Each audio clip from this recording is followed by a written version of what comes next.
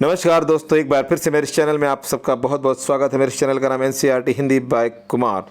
इस चैनल को सब्सक्राइब करें और प्रवेश करें हिंदी की एक नई दुनिया में। हिंदी को पढ़ने पढ़ाने का एक नया तरीका आपके सामने पेश किया जाता है इस चैनल के माध्यम से। जिन छात्रों को मेहनत करने पर विश्वास है, जो छात्र आत्मविश्वास के साथ में हिंदी भाषा बोलना चाहते हैं, मंच पर बिना किसी डर के बोलना चाहते हैं, हिंदी से संबंधित प्रतियोगिताओं में हिस्सा लेकर के अधिक से अधिक पुरस्कार प्राप्त करने की इच्छा मन में रखते हैं, उन सभी के लिए ये चैनल बहुत उपयोगी साबित हो सकता है।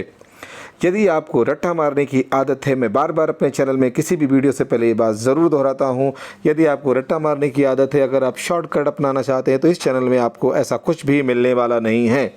ये चैनल सिर्फ उन्हीं लोगों के लिए, ख़ास तौर से ऐसे विद्यार्थियों के लिए, ऐसे शिक्षकों के लिए है जो एक विशेष ढंग से पूरे आत्मविश्वास के साथ में हिंदी को पढ़ना और पढ़ाना चाहते हैं या जानते हैं या ऐसी इच्छा रखते हैं।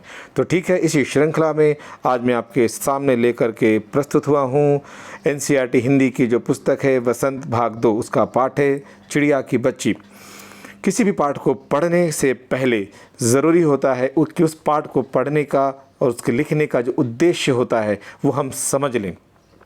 बिना उद्देश्य को समझे जब आप पाठ को पढ़ते हैं तो ये वैसे ही हो गया कि आपने गाड़ी तो स्टार्ट कर दी, लेकिन आपको ये नहीं पता है कि जाना कहाँ है। जब आपको पता होता है कि जाना कहाँ है, यानी आपको मंजिल पता है, डेस्टिनेशन पता है, उसी हिसाब से आप रास्ता चुनते हैं और आसानी से बिना किसी बाधा के आप पहुँच जाते हैं, यानी पूरी योजना बनाते हैं। उसी प्रकार से जब आप पाठ पढ़ते हैं तो आपको मुख्य बिंदुओं की जानकारी होनी आवश्यक है, चाहे आप शिक्षक हैं या एक विद्यार्थी हैं। तो इस तरह से अगर आप पढ़ते पढ़ाते हैं तो आपके अंदर सबसे बड़ी बात है, पाठ को आप बहुत गहराई से समझ पाते हैं और हर सवाल का जवाब देने में खुद को सक्षम पाएंगे। और सबसे ख़ास बात क्या है, आपके अंदर आत्मविश्वास और अपनी भाषा का, ये याद रखिए, अपनी भाषा का विकास होगा। आप किताबों की या गाइड की रटी हुई भाषा का इस्तेमाल नहीं करना चाहेंगे। और जब आप अपनी भाषा का विकास कर लेंगे तो आप कहीं भी इंटरव्यू में बोलना हो, किसी मंच पर बोलना हो, किसी विषय पर आपको बोलना होगा तो आपके पास शब्दों की कमी नहीं होगी, आप आसानी से अपनी बात को बोल पाएंगे। तो ठीक है, प्रवेश करते हैं इस पाठ की तरफ। सबसे पहले हम बात करेंगे इस पाठ के मुख्य बिंदु क्या हैं। पहला मुख्य बिंदु आप स्क्रीन पर देख सकते हैं, यह है माँ की ममता अनमोल होती है। लेखक जैनेंद्र इस कहानी के जरिए कहीं ना कहीं ये कहना चाहते हैं हम सभी पाठकों को, हम सभी बच्चों को, या जो भी इस कहानी को सुनता, देखता और पढ़ता है, उन सभी को कहना चाहते हैं कि जो माँ की ममता है, माँ का जो महत्व है हमारे जीवन में, वो बहुत अनमोल होता है। माँ का स्थान कोई भी नहीं ले सकता है। ऐसा भी कहा जाता है, आपने सुना होगा, कि माँ के चरणों में जन्नत का वास होता है। ये भी कहा जाता है कि ईश्वर हर जगह, हर घर में नहीं हो सकता, इसलिए उसने माँ को बनाया ताकि माँ के रूप में ईश्वर घर घर में प्रवेश कर सके। और बच्चे हमारे, देखिए, इस्लाम धर्म में ये भी माना जाता है कि माँ के चरणों में जन्नत होती है। और हर धर्म में कहीं ना कहीं आप देखेंगे माँ का अपना एक स्वरूप है। तो इसलिए इस पाठ में माँ का महत्व बताया गया और बार बार बताया गया है, माँ की ममता अनमोल होती है, उसका कोई मोल नहीं होता है। यहाँ पर मैं एक आपको संदर्भ देना चाहूँगा। एक बार एक व्यक्ति ने सोचा, जब उसे कहा गया, वो सुनता आ रहा था कि माँ की ममता अनमोल होती है, उसकी कोई कीमत नहीं लगा सकता, तो उसने सोचा कि ऐसी कौन सी वस्तु है जिसकी कीमत नहीं लगाई जा सकती। तो उस व्यक्ति ने सोचा कि मैं ये गलत साबित कर दूँगा कि माँ की ममता अनमोल होती है। उसने खूब पैसे कमाए और बहुत सारा धन लेकर के अपनी माँ के पास जाता है और कहता है, ये लो माँ, जितना अभी तक तुमने मुझ पर खर्च किया है उसका 2-3 गुना मैं तुम्हें वापस करता हूँ। और लोग कहते हैं कि माँ की ममता अनमोल होती है, उसकी कोई कीमत नहीं लगा सकता। ये लो, मैंने जितना आपने मुझ पर खर्च किया है उससे 3 गुना मैं आपको दे रहा हूँ, और इस प्रकार आपका कर्ज से मैं मुक्त हो गया। माँ को बहुत क्रोध आया। माँ भीतर ही भीतर बहुत क्रोधित हुई इसके इस आचरण पर, लेकिन चेहरे पर ऐसे भाव नहीं आए। माँ ने कुछ दिखाया नहीं। ऐसा कहा, बेटा खाना खा लो और सो जाओ। बच्चा जब सो गया तो माँ ने रात को, क्योंकि दिसंबर जनवरी का महीना था उस समय, माँ ने एक बाल्टी ठंडा पानी उसके बिस्तर पर डाल दिया। वो सोचने लगा, माँ को ये क्या हो गया है, माँ ये क्या कर रही है। उसने माँ से विरोध दर्ज करवाया। कहा, माँ ये आप क्या कर रही हैं, मुझे ठंड लग जाएगी, ठंड का मौसम है, आपने पूरा बिस्तर ख़राब कर दिया। माँ ने कहा, बेटा गलती से हो गया। अब वो सोचने लगा ये कैसी गलती है, फिर भी उसने नज़रअंदाज कर दिया कि चलो कोई बात नहीं। फिर दूसरे दिन यही घटना घटी, फिर माँ ने वही बात दोहरा दी कि गलती हो गई। 2 बार तो हो गया, जब तीसरी बार फिर माँ ने ऐसा ही किया।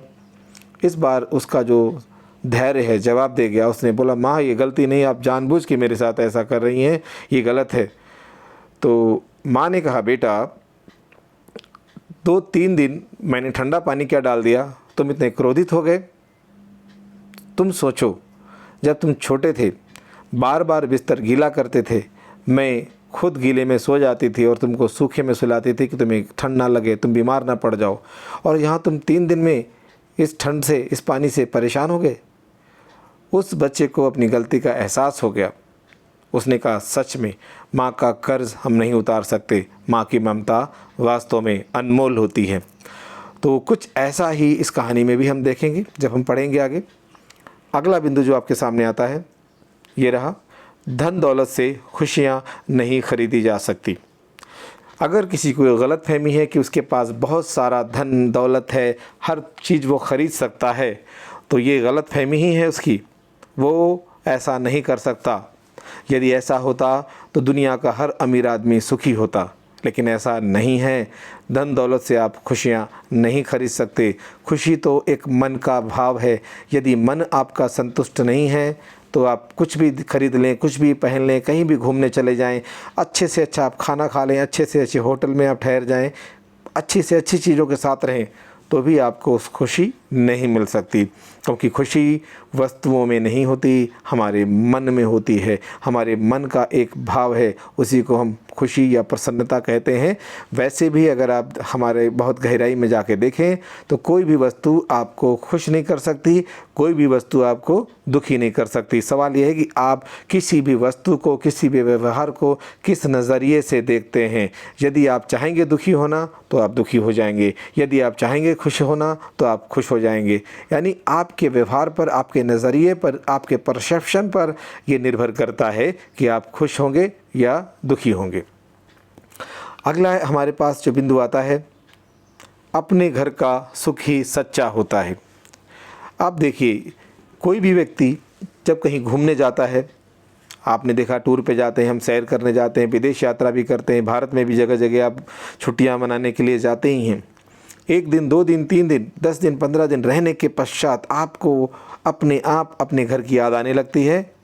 आप जितने उत्साह से घूमने जाते हैं, उससे दुगने और तिगुने बेचैनी के साथ में अपने घर वापस आना चाहते हैं। चाहे आप कितनी लग्जरीज के बीच में, कितनी ही विलासी जीवन यानी सभी सुख सुविधाओं के बीच में आप किसी होटल में रहते हैं, लेकिन फिर भी आप अपने घर वापस आना चाहते हैं एक समय के बाद। क्या है ऐसा? कुछ तो है जो आपको अपने घर की ओर खींच रहा है। यानी घर में कुछ ऐसा आकर्षण है जो आपको अपनी तरफ खींच लेता है, आप कहीं भी जाते हैं। पक्षियों तक को आपने देखा होगा, जैसे ही शाम होती है वो अपने घोंसले की तरफ, अपने बसेरे की तरफ, अपने आश्रय की तरफ वापस जाने लगते हैं। यानी उनको भी अपने घर जाने की जल्दी होती है। जब कोई ऑफिस में काम करता है या आप अब स्कूल जाते हैं तो तुरंत आपको याद आती है कि मुझे घर जाना है। यानी जो घर जो है उसमें एक ऐसा आकर्षण है, ऐसा खिंचाव है जो व्यक्ति को सुकून देता है। यानी जो सच्चा सुख है, एक अच्छी जो फीलिंग होती है, वो घर आके ही आपको मिलती है। आप खूब मेहनत करते हैं, खूब पढ़ते हैं, फिर फटाफट गाड़ी वाड़ी पकड़ के घर आना चाहते हैं कि चलो घर आके आराम से हम रहेंगे। उस दौरान आप होटल में नहीं जाएंगे ना, आपको जो घर में आनंद आएगा, क्योंकि घर में जो अपनापन है, अपने लोगों के बीच आप रहते आए हैं, तो एक जुड़ाव हो जाता है, एक अट्रैक्शन हो जाता है, एक अटैचमेंट जो आपका घर से हो जाता है, वो आपको सुख देता है। इसलिए कहा जाता है अपने घर का जो सुख है वो सच्चा सुख होता है। जब इस पाठ को हम पढ़ेंगे तब आप देखेंगे ये जो संदर्भ, ये जो बिंदु हम ऊपर चर्चा जिसकी कर रहे हैं, ये सब आपको इसके अंदर देखने को मिलेंगे। मैं खुद एक शिक्षक होने के नाते मेरा पढ़ाने का तरीका थोड़ा अलग है। मैं सिर्फ ये नहीं कि हमने चैप्टर खोला उसको पढ़ना शुरू कर दिया। मेरा ये मानना है कि यदि बच्चा गहराई से पाठ को समझ नहीं सकता है तो उस पाठ का पढ़ना व्यर्थ है। सिर्फ अगर वो अपनी परीक्षाओं की तैयारी कर रहा है तो परीक्षा तो सिर्फ उसका एक माध्यम है। असल में उसे अपने आने वाले जीवन की तैयारी करनी है। यदि जीवन की तैयारी करनी है तो उसको पाठ को गहराई से समझना है। पाठ से उसने क्या सीखा है, पाठ उसके जीवन में क्या परिवर्तन लाने वाला है, ये उसको जानना आवश्यक है। और इस कार्य में एक शिक्षक, शिक्षिका और बच्चा, उनके अभिभावक, सभी लोग उस बच्चे की मदद कर सकते हैं। तभी वो पाठ को समझ के अपनी मानसिक क्षमताओं का विकास कर सकता है, अपनी आलोचनात्मक क्षमता का विकास कर सकता है। पाठ का मतलब सिर्फ रट्टा मार के उत्तर लिखना नहीं है, पाठ को समझना भी होता है। तो मेरा उद्देश्य यही है, इसलिए मैं बार बार कहता हूँ, जो गहराई से समझना चाहते हैं वही इस चैनल से जुड़ें। जिनको सिर्फ रट्टा मारना है, प्रश्नों की उत्तर की स्लाइड दे के नोटबुक में भर देना है, टीचर्स को प्रसन्न कर देना है, मार्क्स ले लेने हैं, उनके लिए बहुत महत्वपूर्ण चैनल पे कुछ मिलने वाला नहीं है। इसलिए मैं कभी नहीं कहता वैसे बच्चों से चैनल सब्सक्राइब करें। मैं सिर्फ उन्हीं से कहना चाहता हूँ, चाहे आप शिक्षक हैं, चाहे आप अभिभावक हैं, चाहे आप बच्चे हैं, आपको सिर्फ ये ध्यान रखना है, यदि आप मेहनत करना जानते हैं और सच्चाई के साथ में, ईमानदारी के साथ में कुछ करना चाहते हैं, टॉप 5 और टॉप 10 में आने की उम्मीद लगाए बैठे हैं, तो आपके लिए चैनल बहुत उपयोगी साबित हो सकता है। तो हम आगे देखते हैं। हमारे पास जो अंतिम जो बिंदु आपका आता है, संतुष्टि ही परम सुख है। यानी जो सेटिस्फैक्शन है वही आपका एक्चुअल जो आपका सुख है। अगर आप संतुष्ट नहीं हैं तो आप सुखी नहीं हैं। सबसे बड़ा कारण ये है, आपको कितना भी अच्छा खाना दे दें, कितना भी अच्छे कपड़े दे दें, कितने भी अच्छे वस्त्र दे दें, यानी दुनिया का हर सुख जिसको आप सुख समझते हैं अगर आपको दे दिया जाए तो भी आप सुखी नहीं होंगे, क्योंकि सुख बाहरी वस्तुओं में नहीं है, संतुष्टि में है। आप देखिए, एक व्यक्ति को आप अच्छा खाना दे दो, हो सकता है वो तब भी प्रसन्न ना हो। एक व्यक्ति रूखी सूखी खा के भी प्रसन्न रह सकता है। एक बार यहाँ पर भी मैं आपको एक इंसिडेंट देना चाहूँगा, लेकिन इससे पहले एक बहुत ज़रूरी मुझे बात याद आई, मैं आपके साथ शेयर करना चाहूँगा। हमने बोला अपने घर का सुख ही सच्चा होता है। थोड़ा इसमें एक बिंदु मुझे याद आया है, मैं आपके साथ उसका जिक्र करना चाहता हूँ। एक बार पूछा गया एक बच्चे से, बच्चा बताओ कि ये मकान में और घर में क्या अंतर होता है। तो वो बच्चा, उसको लगा ये सिनोनिम है, पर्यायवाची, कोई ख़ास इसमें फ़र्क नहीं है। जबकि वास्तव में एक बच्चे ने जब जवाब दिया, वो वास्तव में बहुत लाजवाब, बहुत सुंदर उसने उत्तर दिया। उसने कहा कि जो स्ट्रक्चर है, एक कंक्रीट का स्ट्रक्चर है, वो तो है मकान यानी बिल्डिंग। अब ये जब इसमें लोग रहते हैं, उनके उस घर में उनकी फीलिंग जुड़ जाती है, उनकी अनुभूति जुड़ जाती है और प्रेम प्यार सब बस जाता है उस घर में, तब वो मकान घर बन जाता है। यानी एक मकान को आप ख़रीदते हैं और उसके बाद जब आप रहते हैं तो तब वो एक घर का रूप धारण करता है। कभी भी आपने नहीं सुना होगा कि ऐसा कहते हैं कि मकान प्रवेश, कहते हैं गृह प्रवेश। गृह होता है तत्सम और उसका तद्भव है घर। तो आप देखिए, घर जो है हमारी अनुभूतियों से जुड़ा हुआ है, जबकि जो मकान है वो सिर्फ एक स्ट्रक्चर है। घर वो तभी बनेगा जब लोग उसमें रहेंगे और अपने एक दूसरे से जुड़ जाएंगे। तो अभी हम बात कर रहे थे संतुष्टि वाली बात कि संतुष्टि ही परम सुख। परम का होता है मतलब सबसे बड़ा सुख है दुनिया का। एक बार क्या होता है, राजा कहता है कि मैं बहुत सुखी हूँ। तो राजा के मंत्री ने बोला कि मुझे नहीं लगता महाराज कि आप सुखी हैं। राजा को बहुत क्रोध आया। उसने बोला ऐसा आप कैसे कह सकते हैं, मैं तो बहुत सुखी हूँ, मेरे पास किसी भी चीज़ की कमी नहीं है।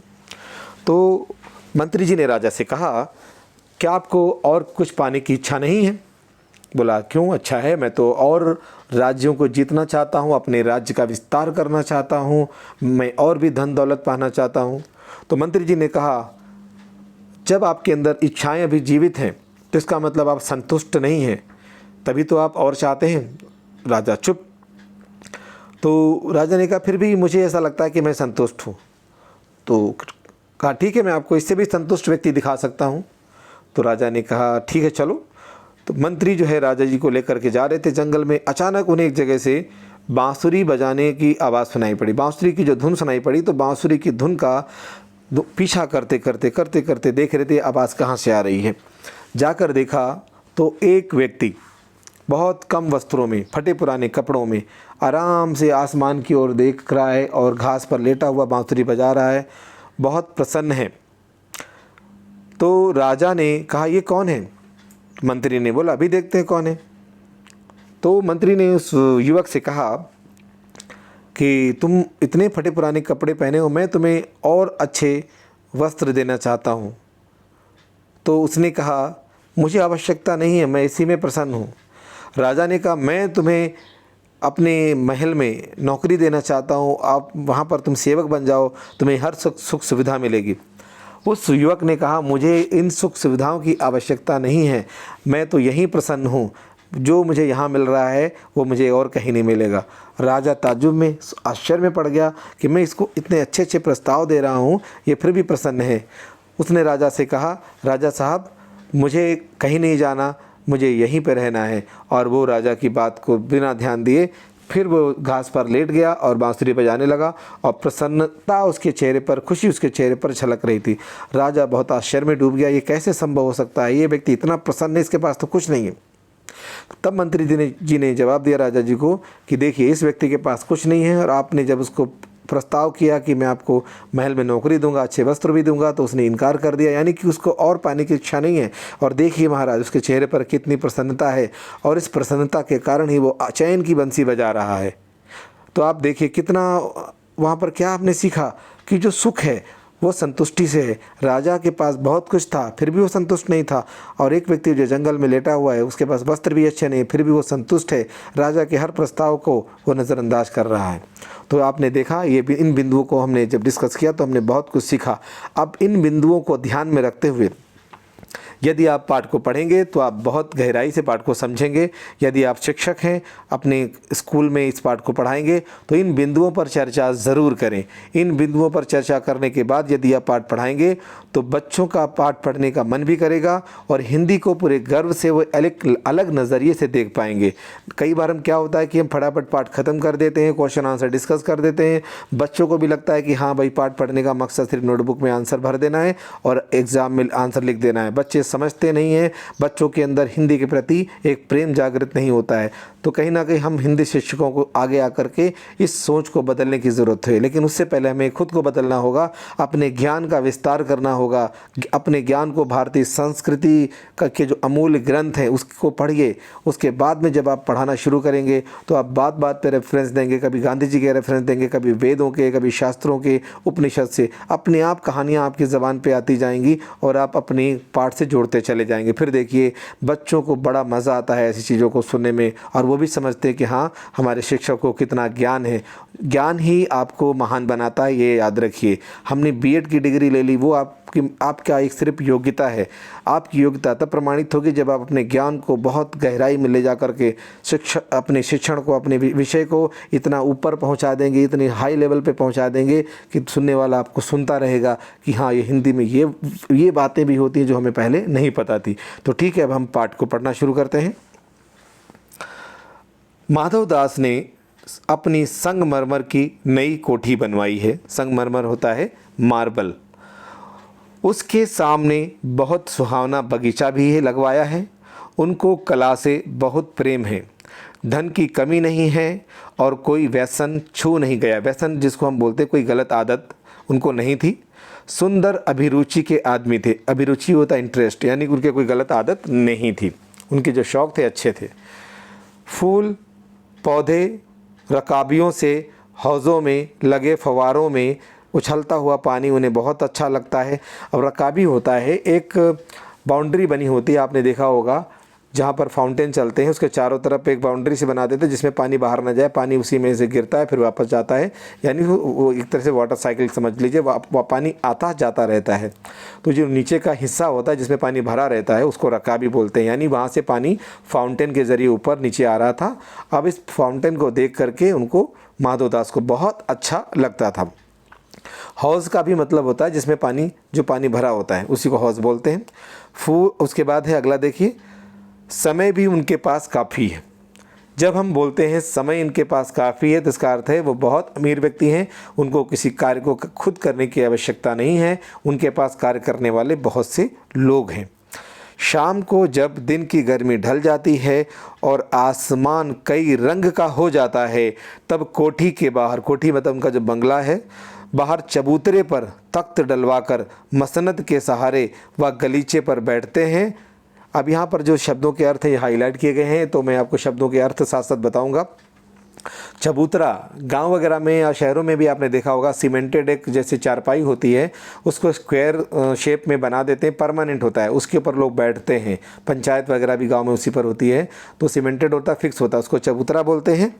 और तख्त जैसे बेड होता है वैसे लकड़ी का बना होता है, उसके 4 पाए होते हैं, उसको पूरा प्योर लकड़ी का होता है, उसमें और बीच में रस्सी वस्सी नहीं होती है, उसको तख्त बोलते हैं। डलवाकर मसनद के सहारे, जो गोल पिलो होता है बड़ा बड़ा वाइट कलर का, आपने देखा हो सेठ जी लगा के बैठते हैं, उसको बोलते हैं मसनद के सहारे। व गलीचे पर बैठते हैं, गलीचा जिसको अंग्रेज़ी में कारपेट बोलते हैं, बैठ जाते हैं। और प्रकृति की छटा, छटा मतलब होता है दृश्य, सीन, सुंदरता निहारते हैं, निहारते हैं मतलब देखते हैं। इनमें मानो उनके मन को तृप्ति मिलती है। तृप्ति का मतलब है यहाँ पे सुख मिलता है या संतुष्टि मिलती है। मित्र हुए तो उनसे विनोद चर्चा करते हैं। मित्र तो पता ही आपको फ्रेंड्स, विनोद चर्चा का मतलब है हंसी मजाक कर लेते हैं। अगर नहीं हुए तो पास रखे हुए फर्शी हुक्के की सटक को मुंह में दिए ख्याली ख्याल में संध्या को स्वप्न की भांति गुजार देते थे। अगर उनके मित्र नहीं होते तो पास में उनके हुक्का रखा होता था, उसकी पाइप मुंह में लगाते थे और वो एक तरफ देखते रहते थे और धीरे धीरे शाम उनकी गुजर जाती। स्वप्न की भांति गुजारने का मतलब है एक तरफ देखते रहते थे, धीरे धीरे धीरे धीरे शाम गुजर जाती थी। आज कुछ कुछ बादल थे, घटा गहरी नहीं थी। बादल थे मतलब ज़्यादा नहीं थे, घटा गहरी नहीं थी का मतलब है कि बादल ज़्यादा नहीं थे। धूप का प्रकाश उनमें से छन छन कर आ रहा था। बादल बीच बीच में थे, थोड़े नहीं थे, तो उनमें से जो धूप थी थोड़ी थोड़ी नीचे आ रही थी। माधवदास मसनद के सहारे बैठे थे। मसनद के बारे में हम चर्चा कर चुके हैं, जो गोल पिलो होता है, गोल तकिया होता है, उसको मसनद बोलते हैं। उन्हें ज़िंदगी में क्या स्वाद नहीं मिला है। यहाँ स्वाद का मतलब सुख है, यानी उनको ज़िंदगी में हर सुख मिला है, पर जी भरकर भी कुछ खाली सा रहता है, पर फिर भी उनका जो मन है खाली सा रहता है। अब यहाँ पर वो बिंदु शुरू हो गए जो हमने डिस्कस किए थे विचार, यानी उनके पास सब कुछ है, उनको ऐसा लगता है कि सब कुछ है, उनके पास धन दौलत है, फिर भी जब ये वाक्य आता है फिर भी कुछ खाली सा रहता है, यानी कि वो संतुष्ट नहीं है। धन दौलत भी उनको संतुष्ट नहीं कर सकी। उस दिन संध्या समय, शाम के समय, देखते देखते सामने की गुलाब की डाली पर एक चिड़िया आन बैठी आकर बैठ गई। चिड़िया बहुत सुंदर थी, उसकी गर्दन लाल थी, गुलाबी होते होते किनारों पर ज़रा ज़रा नीली पड़ गई थी। पंख ऊपर से चमकदार स्याह थे, स्याह मतलब काले रंग के, डार्क हो गए थे। उसका नन्हा सा सिर तो बहुत प्यारा लगता था और शरीर पर चित्र विचित्र चित्रकारी थी। चिड़िया को मानो माधव दास की सत्ता का कुछ पता नहीं था। सत्ता का मतलब होता है उसकी प्रेजेंस का कुछ पता नहीं था, और मानो तनिक देर का आराम भी उसे नहीं चाहिए था। तनिक मतलब थोड़ी देर भी चिड़िया एक जगह ठहर नहीं रही थी, इधर से उधर फुदक रही थी, दौड़ रही थी, उड़ उड़ के जा रही थी। कभी पर हिलाती थी, पर का मतलब है पंख या विंग्स, कभी पंख हिलाती थी, कभी फुदकती थी, उछलती थी। वह खूब खुश मालूम होती थी, बहुत प्रसन्न मालूम होती थी। अपनी नन्ही सी चोंच से प्यारी प्यारी आवाज़ निकाल रही थी। माधवदास को वह चिड़िया बड़ी मनमानी लगी। अब यहाँ मनमानी का अर्थ है कि उनके मन को बहुत अच्छी लगी, उनके दिल को बहुत अच्छी लगी। उस चिड़िया की स्वच्छंदता बड़ी प्यारी जान पड़ती थी। स्वच्छंदता का मतलब है आज़ादी, जो अपने आप मतलब किसी से डर नहीं रही थी, आज़ाद थी, किसी पर निर्भर नहीं थी, अपनी इच्छा से इधर उधर फुदक रही थी। तो उसका जो फुदकना है इसी को स्वच्छंदता बोला गया है। ये माधवदास को बहुत अच्छा लगा। वह कुछ देर तक चिड़िया का इस डाल से उस डाल पर थिरकना यानी फुदकना आना जाना देखते रहे। इस समय वह अपना बहुत कुछ भूल गए, यानी कि पूरी तरह से चिड़िया के उछलने कूदने को देखते रहे और उसमें पूरी तरह से खो गए और कुछ उन्हें याद नहीं था। उन्होंने उस चिड़िया से कहा, आओ तुम बड़ी अच्छी आई, ये बगीचा तुम लोगों के बिना सूना लगता है। सुनो चिड़िया, तुम खुशी से ये समझो कि ये बगीचा मैंने तुम्हारे लिए ही बनवाया है।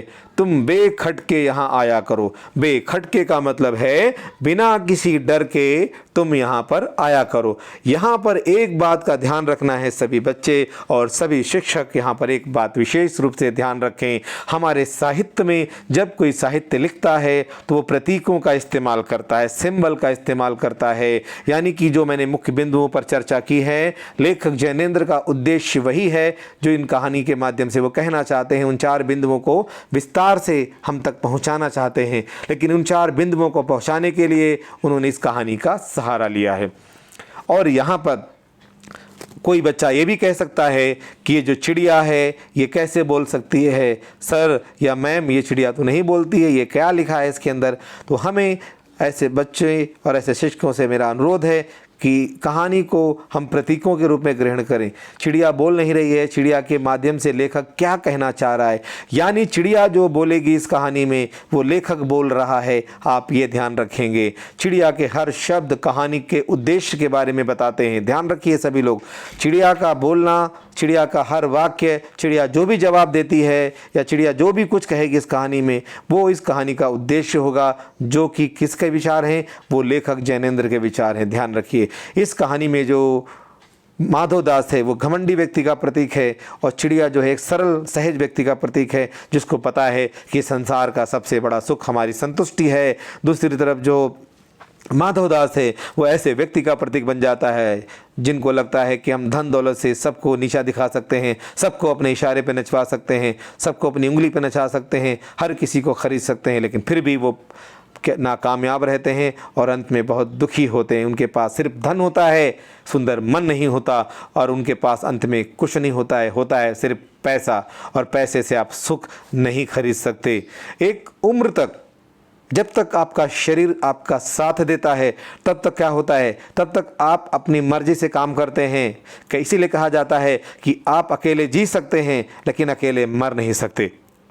आप जब तक आपका शरीर साथ दे रहा है, आप स्वस्थ हैं, आपको लगता है धन दौलत के भरोसे हम हर किसी को अपने इशारे पे नचा सकते हैं, हर आदमी आपकी मदद करने आ जाएगा, नौकर चाकर सब आ जाएंगे। लेकिन जब आप बीमार पड़ते हैं, जब आपका शरीर जवाब दे जाता है, जब आप अस्वस्थ हो जाते हैं, तब आप देखते हैं कोई आपके साथ नहीं आता है, तब आपके अच्छे कर्म ही आपका साथ देते हैं। यदि आपने दुनिया के साथ में अच्छा किया होगा तो उस समय भी बहुत से लोग आपके साथ खड़े होंगे। यदि आपने लोगों को तकलीफ पहुंचाई होगी तो लोग आपका साथ नहीं देंगे। तो इसीलिए कहा जाता है कि धन से बढ़कर अच्छा मन होता है। यही इस पाठ में भी समझाने की कोशिश की गई है। अब आगे देखते हैं।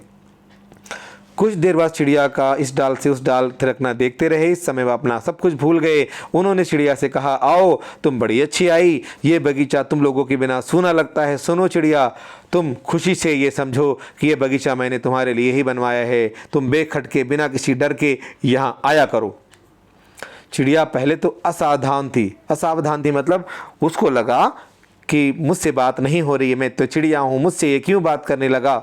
फिर जानकर कि बात उससे की जा रही है, फिर उसे एहसास हुआ कि जो सामने खड़ा हुआ व्यक्ति है उसी से बात कर रहा है। तो अचानक वो घबरा गई। एकाएक का मतलब है अचानक चिड़िया घबरा गई। फिर संकोच को जीतकर, अपने डर को जीतकर कॉन्फिडेंस के साथ में बोली, मुझे नहीं मालूम था कि ये बगीचा आपका है, मैं अभी चली जाती हूँ। चिड़िया को लगा कि जैसे उसने कोई अपराध कर दिया है। पल भर को सांस लेने के लिए, आराम करने के लिए मैं अब आपके बगीचे में टिक गई थी। माधवदास ने कहा, हाँ, बगीचा तो मेरा है, ये संगमरमर की कोठी भी मेरी है, यानी ये जो मार्बल की कोठी देख रही है वो भी मेरी है।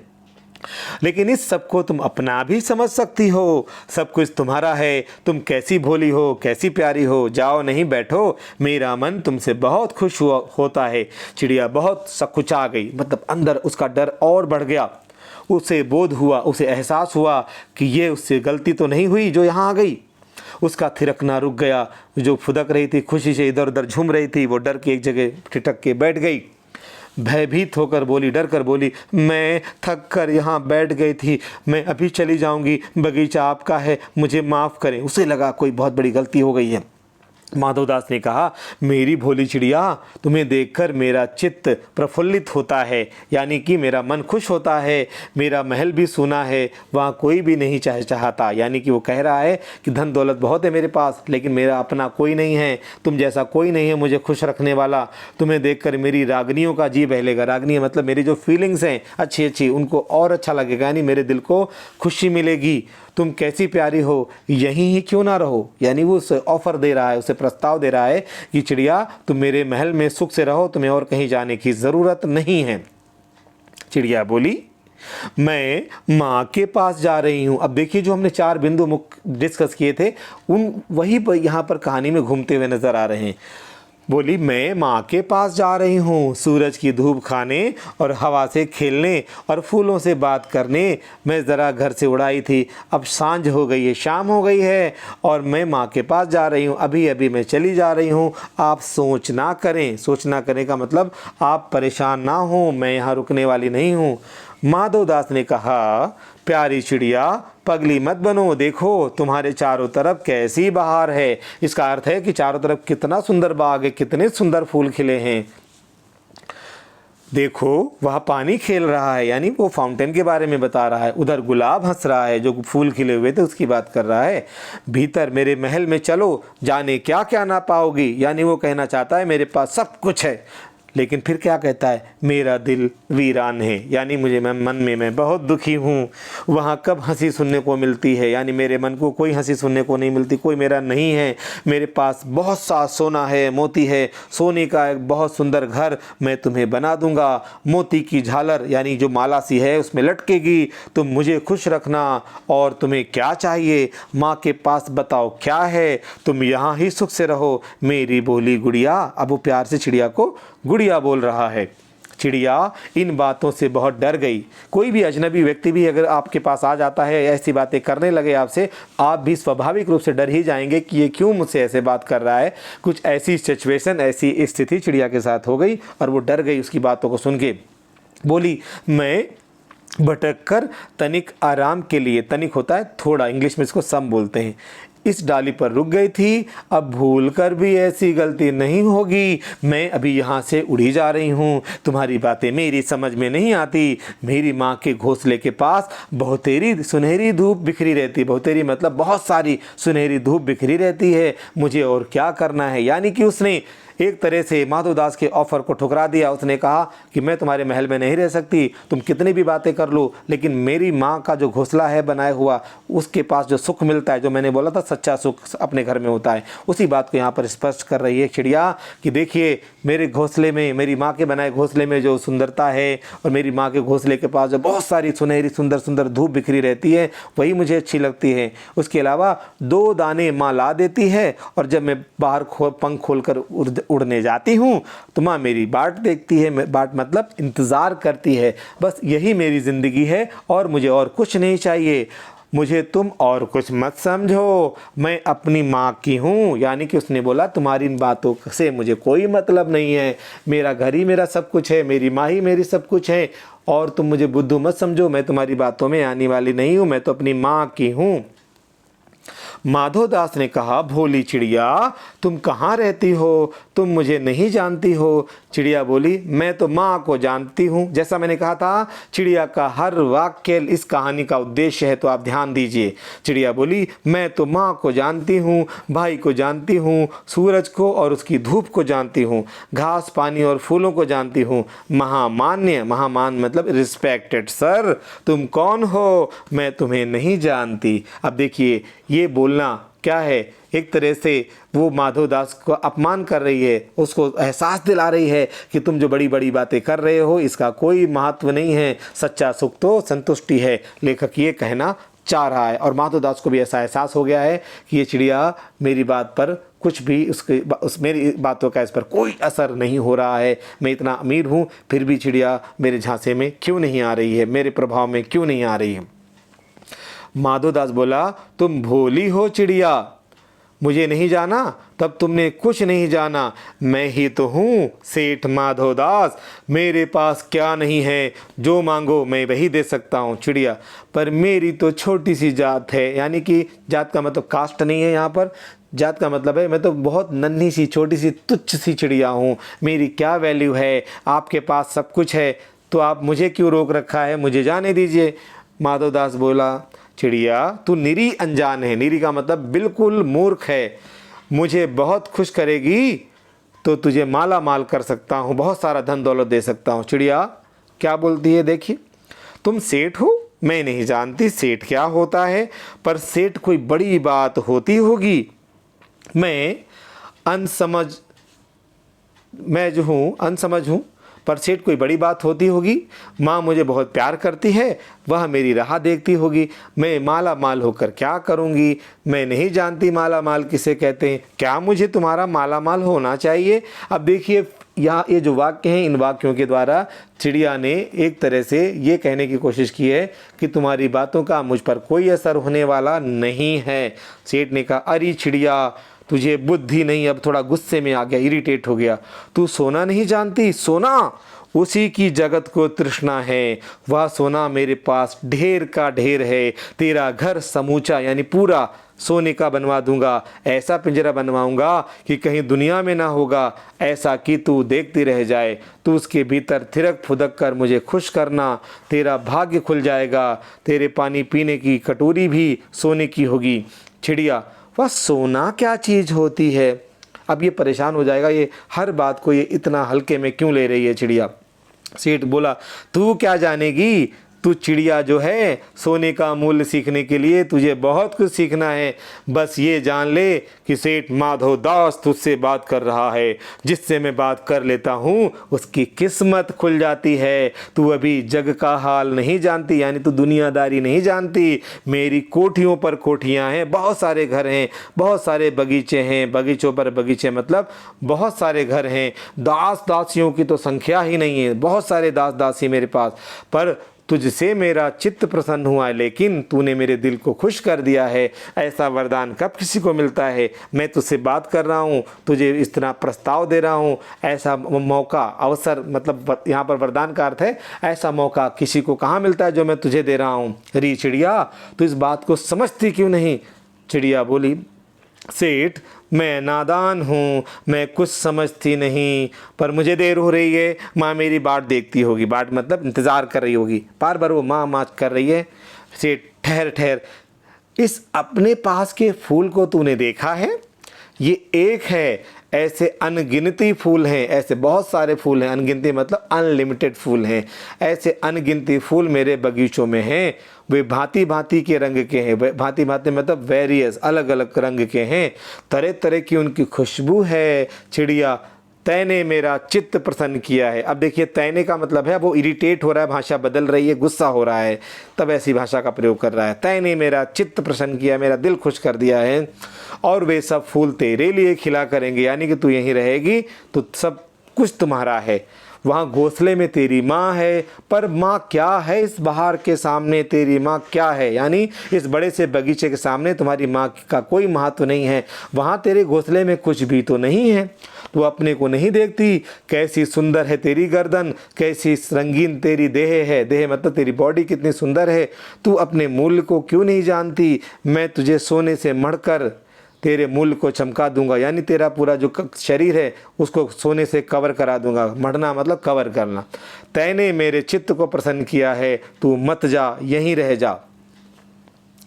चिड़िया, सेठ मैं अपने को नहीं जानती, इतना जानती हूँ कि माँ मेरी माँ है और मुझे यहाँ देर हो रही है। सेठ मुझे रात मत करो, रात में अंधेरा हो जाता है और मैं रास्ता भूल जाती हूँ। सेठ ने कहा, अच्छा चिड़िया जाती हो तो जाओ, पर इस बगीचे को अपना ही समझो, तुम बड़ी सुंदर हो। अब क्या करेगा ये, सीधी उंगली से इसको लगता है घी नहीं निकल रहा है, अभी सीधी बातों से चिड़िया नहीं मान रही है, तो अब ये चाल चलेगा। आगे पढ़ते हैं हम। ये कहने के साथ ही सेठ ने एक बटन दबा दिया, उसके दबने से दूर उसके घर की कोठी के अंदर एक आवाज़ हुई, जिसे सुनकर एक दास नौकर झटपट यानी तुरंत भागकर बाहर आया। ये सब क्षण भर में हो गया, थोड़ी देर में हो गया, पल भर में हो गया। चिड़िया कुछ समझ ही नहीं पाई। सेठ कहते रहे, चिड़िया को सेठ ने अपनी बातों में उलझाने की कोशिश की, बातों में फंसाने की कोशिश की। क्या कहता है, तुम अभी माँ के पास जाओ, माँ बाट देखती होगी, पर कल आओगी ना, कल आना, परसों आना, रोज़ आना। ये कहते कहते दास को सेठ ने इशारा कर दिया, संकेत कर दिया, और वह चिड़िया को पकड़ने के जतन में लग गया। जतन मतलब कोशिश में लग गया। सेठ कहते रहे, सच तुम बड़ी सुंदर लगती हो। तुम्हारे भाई बहन हैं? कितने भाई बहन हैं? ये बातों में उलझा रहा है चिड़िया को, ताकि उसका नौकर चिड़िया को चुपके से पकड़ सके। चिड़िया बोली, 2 बहन हैं, 1 भाई है, पर मुझे देर हो रही है। हाँ हाँ जाना, अभी तो उजाला है, अभी तो सूरज निकला है। 2 बहनें 1 भाई, बड़ी अच्छी बात है। पर चिड़िया के मन के भीतर ना जाने क्यों एक चैन नहीं था। उसे अंदर अंदर डर लग रहा था। उसे लग रहा था दाल में कुछ काला है, कुछ गड़बड़ होने वाली है। वह चौकन्नी हो गई, यानी अलर्ट हो गई, चारों तरफ देखने लगी। उसने कहा, सेठ मुझे देर हो रही है। सेठ ने कहा, देर अभी कहाँ, अभी तो उजेला है। मेरी प्यारी चिड़िया, तुम अपने घर का इतने में और हाल सुनाओ। भय मत करो, डरो मत। चिड़िया ने कहा, सेठ मुझे डर लगता है, मेरी माँ दूर है, रात हो जाएगी तो रास्ता नहीं सूझेगा। इतने में चिड़िया को बोध हुआ, एहसास हुआ, जैसे एक कठोर स्पर्श उसके देह को छू गया हो, यानी कि कोई कठोर हाथ उसको छूने के लिए आ रहा हो। वो किसके थे? नौकर जो था, दास था। वह चीख कर, चिचिया करके एकदम से उड़ी। नौकर के फैले हुए हाथ में, पंजों में वह आकर के भी नहीं आ पाई, वो बच के निकल गई। तब वह उड़ती हुई एक सांस में माँ के पास गई और माँ की गोद में गिरकर सुबकने लगी, रोने लगी और बोली, ओ माँ, ओ माँ। माँ ने बच्ची को छाती से चिपका कर पूछा, क्या है मेरी बच्ची, क्या है? पर बच्ची कांप कांप कर माँ की छाती से चिपक गई, बोली कुछ नहीं, बस सुबकती रही, रोती रही, ओ माँ, ओ माँ। बड़ी देर में उसे ढांढस बंधा, तसल्ली हुई, और वह पलक मीच कर छाती में चिपक कर सो गई। पलक मतलब आंखें बंद करके सो गई, ऐसे सोई जैसे अब आंखें नहीं खोलेगी।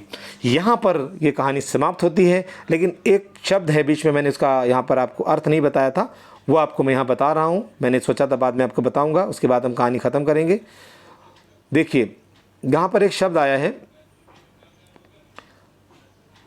ये देखिए यहाँ पर, यहाँ देखिए वो एक शब्द है तृष्णा। इसकी मैं थोड़ा सा चर्चा करना चाहूँगा, बहुत से बच्चों को पता नहीं होता है। मैं उम्मीद करूँगा जो शिक्षक भी जब बच्चों को पढ़ाएं तो इस पर विस्तार से चर्चा अवश्य करें, ताकि बच्चा समझ सके, क्योंकि ये शब्द उनके जीवन में बहुत काम आने वाला है। सेठ, अरे चिड़िया, तुझे बुद्धि नहीं है? तू सोना नहीं जानती? सोना उसी की जगत को तृष्णा है। अब देखिए तृष्णा जो शब्द है, बच्चों ध्यान दीजिए, एक शब्द होता है इच्छा और एक शब्द होता है तृष्णा। इच्छा जो होती है हर किसी के मन में होती है। इच्छा को पूरा करने के लिए हम मेहनत करते हैं, शॉर्टकट नहीं लेते, अपराध नहीं करते। यानी किसी को डॉक्टर बनना है, किसी को इंजीनियर बनना है, कोई अपनी ज़िंदगी में सबका अपना अपना टारगेट है, उसी के अनुसार वो मेहनत करता है और उस लक्ष्य को ईमानदारी से पा लेता है। तो ये इच्छा होना अच्छी बात है, इच्छाएँ ही हमें आगे ले जाती हैं। लेकिन जब हम बात करते हैं तृष्णा की, तृष्णा एक नेगेटिव वर्ड है। जब इंसान कहता है कि मुझे ये चीज़, ये बात हर हाल में चाहिए, हर हाल में मतलब इस कार्य को पूरा करने में, इस बात को पाने में, इस चीज़ को पाने में चाहे कितना ही किसी को नुकसान क्यों ना हो जाए, लेकिन मुझे ये हर कीमत पर चाहिए।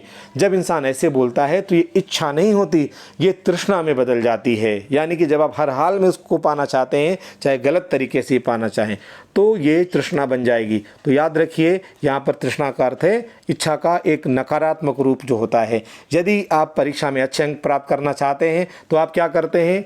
अच्छी मेहनत करते हैं, क्योंकि आपकी इच्छा क्या है कि अच्छे अंक प्राप्त करें, तो आप दिन रात मेहनत करते हैं। यदि कोई चीटिंग करता है, नकल करता है, तो ये तृष्णा में बदल जाएगा। यानी जो भी आप समाज के विरुद्ध कार्य करते हैं, कानून के विरुद्ध करते हैं या पाप करते हैं, तो वो तृष्णा में वो चीज़ बदल जाती। जब भी इच्छा तृष्णा में बदलेगी तो वो अपराध की तरफ बढ़ना शुरू हो जाता है ऐसा व्यक्ति। तो आप समझ सकते हैं जो तृष्णा है वो अपराधियों में विशेष रूप से पाई जाती है। जिनकी आपराधिक मानसिकता होती है, जिनकी मेंटालिटी क्राइम वाली होती है, उनके अंदर इच्छा नहीं होती है, तृष्णा होती है। यदि उनके अंदर इच्छा होती तो वो मेहनत से उस वस्तु को या उस इच्छा को पूरी करने की कोशिश करते, लेकिन वो कहते हैं कि मुझे हर हाल में इसको पाना है, प्राप्त करना है। तो ये इच्छा नहीं है, ये तृष्णा में बदल गई। तो सभी बच्चे जो मुझे सुन रहे हैं, सभी शिक्षक जो मुझे सुन रहे हैं, इन शब्दों पर विस्तार से चर्चा करें और सभी बच्चे ध्यान रखें, अपने जीवन में इच्छा का पालन करें, तृष्णा का नहीं, क्योंकि तृष्णा आपको गलत रास्ते पर ले जाएगी, जबकि इच्छा आपको जीने का एक अंदाज सिखाती है, मेहनत करना सिखाती है। आप शॉर्टकट लेंगे तो ये तृष्णा में बदलेगा, अगर आप मेहनत से अपने लक्ष्य की ओर बढ़ेंगे तो वो इच्छा रहेगी, आपकी इच्छा ही जीवन में काम आएगी। तृष्णा आपको हमेशा गलत रास्ते पर ले जाती है, जिससे आप समाज के खिलाफ काम करते हैं और आपके माता पिता को, आपके शिक्षकों को शर्मिंदा होना पड़ता है। तो आपसे मेरा निवेदन है कि आप इच्छा ही रखें अपने मन में, तृष्णा को अपने मन में जगह ना दें। इसके साथ ही आज का मैं पाठ समाप्त करता हूँ। बार बार मैं कहता हूँ, जो भी विस्तार से पाठ को समझना चाहते हैं, अभी तो बहुत सारे पाठ इसमें आने बाकी हैं, आप चैनल से जुड़े रहेंगे तो इसी प्रकार की डिस्कशन का आपको फ़ायदा होगा। और जो शिक्षक सुन रहे हैं, इसी विस्तार के साथ में इस विषय को प्रभावशाली बनाते हुए अपने बच्चों के साथ में इसको डिस्कस कर सकते हैं। आप देखेंगे कि बच्चे खूब दिल लगाकर इसको समझ रहे हैं। बस आपसे मेरा निवेदन है कि पढ़ाते समय बच्चों से प्रश्न बीच बीच में अवश्य पूछें। यदि आप ऐसा नहीं करते हैं तो बच्चे बहुत जल्दी बोर हो जाते हैं और उस टीचिंग को वन वे टीचिंग बोला जाता है, जिसमें शिक्षक ही बोल रहा होता है। शिक्षकों को चाहिए कि वो बीच बीच में बच्चों से प्रश्न अवश्य पूछते रहें, जिससे बच्चों को भी लगे कि हम जो सीख रहे हैं वो बच्चे टीचर सुन रहे हैं, और साथ ही हमें भी ये पता चल जाता है कि बच्चे हमारी बात सुन भी रहे हैं, समझ भी रहे हैं या नहीं। यानी आपको अपने शिक्षण का मूल्यांकन करने का अवसर भी प्राप्त होता रहता है। तो ठीक है, इसके साथ ही मैं ये वीडियो समाप्त करता हूँ। यदि आप इस चैनल पे जुड़े रहना चाहते हैं और ऐसे ही वीडियो प्राप्त करना चाहते हैं तो इस चैनल को सब्सक्राइब करें। इस वीडियो को अधिक से अधिक शिक्षकों तक, विद्यार्थियों तक शेयर करें, लाइक करें और फ़ायदा उठाएं। बार बार मैं कह रहा हूं, अभी ऐसे जो भी बच्चे हैं जो मेहनत करना नहीं जानते हैं, जो रटना जानते हैं, उनसे मेरा निवेदन है वो इस चैनल पे ना आए। इस चैनल पर उनको बोरियत के अलावा और कुछ प्राप्त नहीं होगा। सिर्फ वो छात्र इस चैनल से जुड़ें जो विस्तार से बात को गहराई से समझने पर विश्वास करते हैं। धन्यवाद। मिलते हैं अगले वीडियो में, तब तक के लिए मुझे अनुमति दीजिए।